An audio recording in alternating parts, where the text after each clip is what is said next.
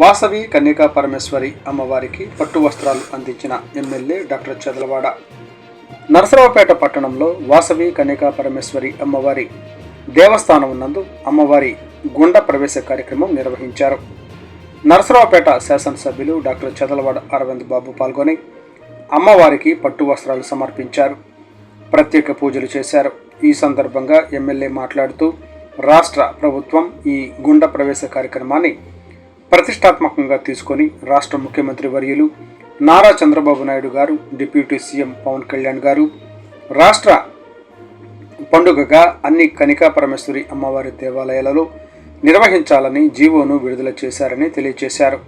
ఈ కార్యక్రమంలో దేవాలయ కమిటీ సభ్యులు, ఆర్యవైశ్య ప్రముఖులు, మాజీ మున్సిపల్ చైర్మన్ సుబ్బరాయ గుప్తా గారు, కపిలవాయి విజయ్ కుమార్ గారు, అత్తులూరి సుబ్బ గారు, వనమ శివ గారు, కొత్తమాసు మెహర్ గారు, కమిటీ సభ్యులు, ఆర్యవైశ్యులు పాల్గొన్నారు.